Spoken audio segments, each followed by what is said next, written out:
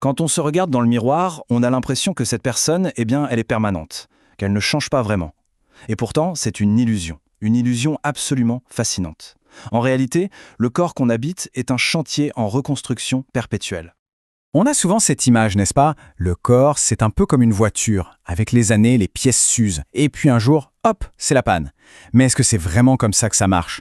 On va voir ensemble que cette idée toute faite sur le vieillissement, elle est peut-être à revoir complètement. Accrochez-vous bien. Entre 50 et 70 milliards, c'est le nombre de cellules que notre corps remplace. Pas par an, non, chaque jour. Pour se faire une idée, c'est comme si la population entière de la France mourait et renaissait à l'intérieur de nous toutes les 24 heures. C'est juste dingue, non? Et c'est de là que tout part. Alors, voici le plan pour aujourd'hui. D'abord, on va examiner cette fameuse grande illusion. Ensuite, on va plonger au cœur de la symphonie cellulaire. Puis, on cherchera à comprendre pourquoi ce renouvellement ralentit avec le temps. Et surtout, on ouvrira la boîte à outils de la longévité pour découvrir des protocoles concrets et actionnables. Alors, entrons dans cette symphonie. Pour bien comprendre le phénomène, il faut changer d'image. Oubliez le corps comme une statue, une chose figée. Imaginez-le plutôt comme un immense bâtiment, un chantier permanent. Chaque jour, des équipes remplacent des briques, des murs, de la tuyauterie. Mais ce qui est fascinant, c'est que ça se passe à des vitesses complètement différentes selon les endroits. Et le rythme de ce chantier, il est juste hallucinant. Regardez un peu. La muqueuse de l'intestin, notre première barrière de défense, est toute neuve en 3 à 5 jours à peine. Notre peau se refait une beauté complète en moins d'un mois. Nos globules rouges, qui transportent l'oxygène vital, sont remplacés tous les 4 mois. Même un organe aussi complexe que le foie se régénère en 1 an et demi. Et le plus fou dans tout ça, notre squelette. On le pense si solide, si permanent, en 8 à 10 ans, il est entièrement reconstruit. C'est incroyable. Bon, là, on arrive à la question qui tue. Si le corps est en reconstruction perpétuelle, s'il se répare sans arrêt, pourquoi est-ce qu'on vieillit? C'est la grande question, n'est-ce pas? La réponse ne se trouve pas dans le fait de reconstruire, mais dans la qualité des matériaux qu'on utilise pour le faire. On reprend notre métaphore du bâtiment. C'est simple. Si les ouvriers remplacent les vieilles briques par des briques neuves, super solides, le bâtiment reste impeccable. Il peut même s'améliorer.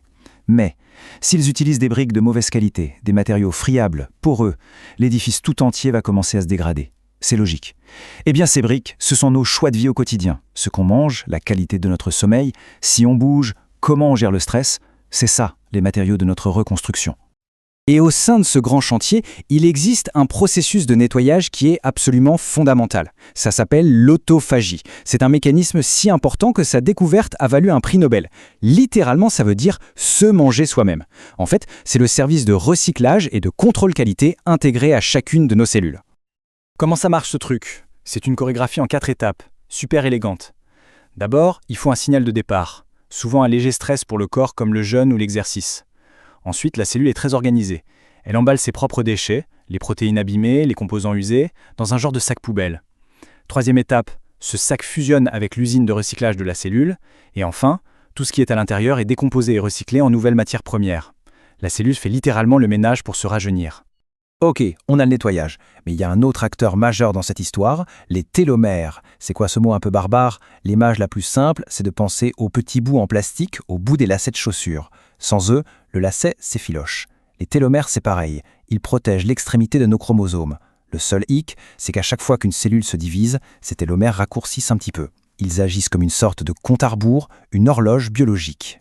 Mais attention, c'est là que ça devient passionnant. Grâce aux travaux d'une autre lauréate du prix Nobel, Elizabeth Blackburn, on sait aujourd'hui que ce n'est pas une fatalité. Le rythme auquel cette horloge tourne, on peut l'influencer. Ça change absolument tout. Le vieillissement n'est pas une pente droite et inévitable qu'on dévale. C'est un processus dynamique. On peut appuyer sur l'accélérateur ou sur le frein. Bon, on a vu le pourquoi, la qualité des matériaux, le nettoyage, l'horloge biologique. Maintenant, passons au comment. Comment, très concrètement, peut-on agir sur tous ces mécanismes? On va voir qu'on a bien plus de cartes en main qu'on ne le pense. En fait, la stratégie est assez claire. Il y a plusieurs leviers sur lesquels on peut jouer. D'abord, il faut stimuler ce fameux grand nettoyage, l'autophagie. Ensuite, il faut tout faire pour préserver nos télomères, ces petits capuchons protecteurs. Et bien sûr, la base de tout, fournir des briques de super qualité à notre corps. Et la bonne nouvelle, c'est que la science nous donne aujourd'hui des outils de plus en plus précis pour nous y aider. Allez, on passe à la partie la plus pratique. Attention, je le précise tout de suite, On ne cherche pas la pilule miracle qui arrête le temps, ça n'existe pas. L'idée, c'est de comprendre comment certains compléments, qui ont été sérieusement étudiés par la science, peuvent venir soutenir et optimiser les processus naturels du corps. Et la toute première chose à faire, la plus importante, avant même d'envisager des molécules de pointe, c'est de construire les fondations. C'est juste du bon sens. On ne commence pas à décorer une maison s'il n'y a pas de murs solides. Pour notre corps, c'est exactement la même logique. D'abord, les bases. Et ces fondations, elles reposent sur 3 grands piliers. Le premier, c'est le duo vitamine D3 et K2. La D3 est essentielle pour l'immunité, mais avec la K2, elle s'assure que le calcium va bien se fixer dans les os. Le deuxième pilier, c'est le magnésium. C'est l'étincelle qui participe à plus de 300 réactions vitales dans le corps. C'est juste énorme. Et enfin, les fameux oméga 3, qui sont de puissants anti-inflammatoires qui aident à calmer le jeu et à protéger nos cellules.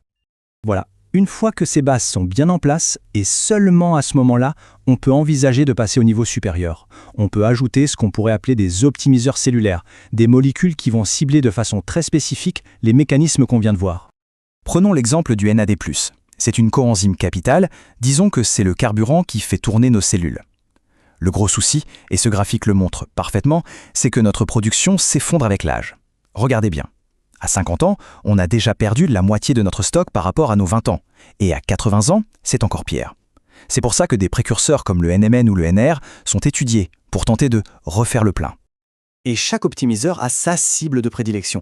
Les précurseurs de NAD+, on vient de le voir, leur but c'est de recharger les batteries énergétiques. On a aussi la spermidine qu'on trouve par exemple dans le germe de blé, qui est un super activateur de notre nettoyage interne, l'autophagie. Et puis on a des molécules comme le ptérostilbène qui agissent comme des interrupteurs pour allumer des gènes protecteurs, les sirtuines. C'est vraiment de l'optimisation ciblée. Alors concrètement, ça peut ressembler à quoi? On peut imaginer des paliers. Un protocole minimaliste se concentre sur les fondations et c'est déjà une super base très accessible. Un niveau intermédiaire pourrait y ajouter un précurseur de NAD pour travailler sur l'énergie. Et un protocole optimal intègre d'autres soutiens. Mais le plus important, ce n'est pas de viser le plus cher, c'est de comprendre la logique et surtout d'être régulier. Et on en arrive au message le plus important de tous. Vraiment, il faut que ce soit limpide. Les compléments, ça vient optimiser. Ça ne remplace pas. Jamais. Ils ne remplaceront jamais les vrais piliers d'une bonne santé.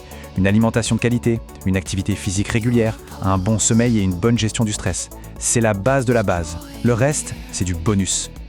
Donc, pour résumer en quelques points, premièrement, notre corps n'est pas une machine qui s'use, c'est un système qui se reconstruit en permanence. Deuxièmement, vieillir, c'est avant tout un déclin de la qualité de cette reconstruction. Troisièmement, on a des mécanismes clés, comme l'autophagie et les télomères qui jouent un rôle majeur. Et enfin, le plus important, on peut influencer ce processus grâce à nos choix de vie et à des outils scientifiques ciblés. Au final, tout se résume à cette seule et unique question. Chaque jour, le chantier de notre corps travaille, sans relâche. Les choix que l'on fait aujourd'hui, ce sont les briques qui construiront la version de soi-même de demain. La question est donc simple, avec quels matériaux choisit-on de construire le corps que l'on habitera demain ?